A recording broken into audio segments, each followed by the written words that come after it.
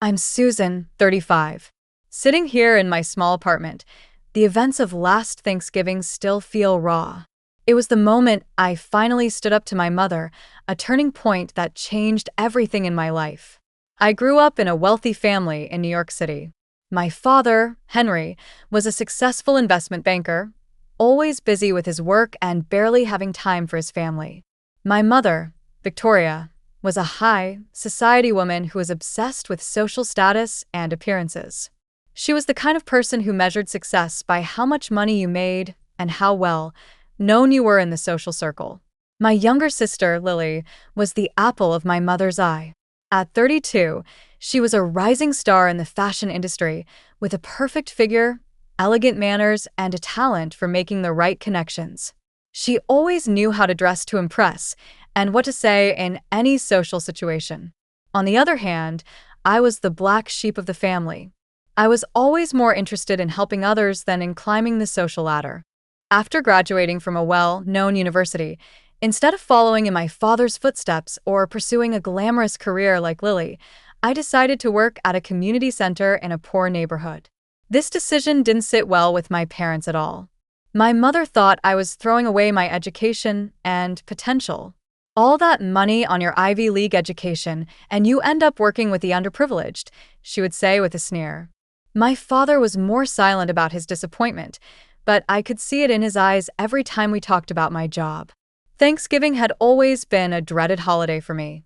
It was a time when the family gathered, and my mother's criticism was at its peak.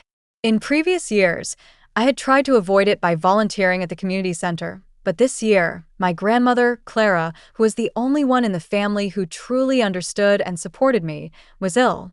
She specifically asked all of us to be together, so I couldn't say no. I prepared myself as best as I could. I bought a nice but simple dress and planned to arrive early to help with the preparations.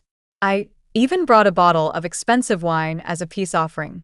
But then, just as I was about to leave for my parents' house, an emergency happened at the community center. A young single mother, Maya, who had been struggling with depression, had a breakdown. I had to stay and help her until she was calm and stable. By the time I finally made it to my parents' house, it was already late. The house was filled with the smell of a delicious Thanksgiving dinner, and through the window, I could see the dining table set with the finest china and silverware. I took a deep breath and rang the doorbell. Lily opened the door. She looked stunning in a designer dress, her hair and makeup perfect as always. "Thank goodness you're here," she whispered. "Mom has been in a terrible mood." As I stepped inside, my mother's eyes narrowed when she saw me. "You're late, Susan. And you look a mess. Can't you ever do anything right?" she said loudly. The next hour was a nightmare of subtle insults and pointed remarks. My mother commented on my hair, my clothes, and my career. "You should have followed in your sister's footsteps. Look at her, so successful and well-respected," she said. Just before dinner was served, my mother announced the family tradition of sharing what we were thankful for. She started by talking about our family's wealth, Lily's success in the fashion industry, and my father's new business deal. Then it was my turn. I took a deep breath and said, "I'm thankful for the work I do at the community center. This year, we've helped many people like Maya get back on their feet. We've provided them with food, shelter, and emotional support." My mother interrupted me sharply. "Must you always talk about those people? This is a family gathering, not a charity event." I felt my face flush with anger. Years of pent-up frustration and hurt came to the surface. "Mom, for as long as I can remember, you've made me feel like I'm not good enough. My clothes, my career, nothing I do ever meets your standards. But the people I work with at the community center have taught me the true meaning of kindness, resilience, and love. They are the ones who have shown me what real success is."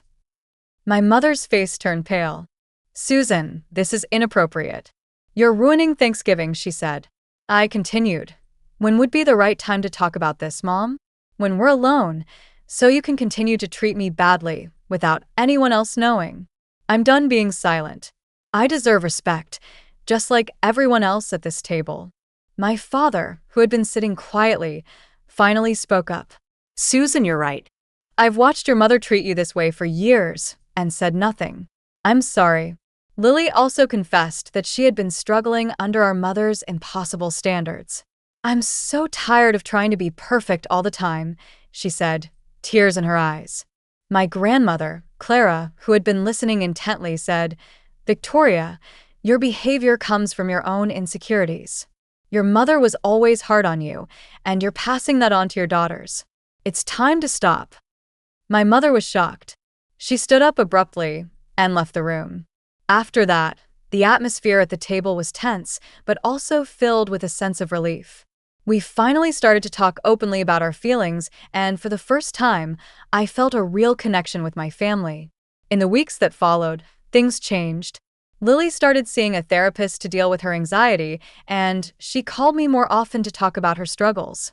My father and I had long conversations, and I felt like he was finally seeing me as an adult. My grandmother invited me to lunch every week, sharing stories and wisdom from the past. My mother, however, remained distant. She refused to talk about what had happened and insisted that I was the one who needed to change. But I didn't let her words affect me anymore. As Christmas approached, I received an invitation to the annual family party. For the first time, I declined. Instead, I organized a Christmas celebration at the community center. Many of the people I had helped came, along with my grandmother, Lily, and surprisingly, my father. It was at the community center's Christmas party that I met Tom, a volunteer who worked as a software engineer. He was kind, gentle, and understanding. When I told him about my Thanksgiving confrontation, he listened without judgment and said, "It takes a lot of courage to stand up for yourself like that." Over the next few months, Tom and I developed a relationship. He supported me in every way, and I learned to be more open about my feelings and needs. 6 months after the Thanksgiving confrontation, my mother visited the community center. She was dressed in her usual expensive clothes, looking out of place among the simple surroundings. As I showed her around, she was mostly silent. When we passed by Maya, who is now volunteering at the center, Maya said to my mother, "You should be very proud of Susan. She's changed my life." My mother gave a tight, lipped smile. Yes, Susan has always been dedicated to her causes. It wasn't a full-fledged apology, but it was a start.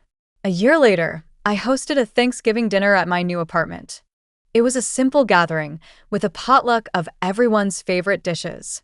The guests included my friends from the community center, my family members, and Tom. As I looked around the table, I felt a sense of peace and contentment.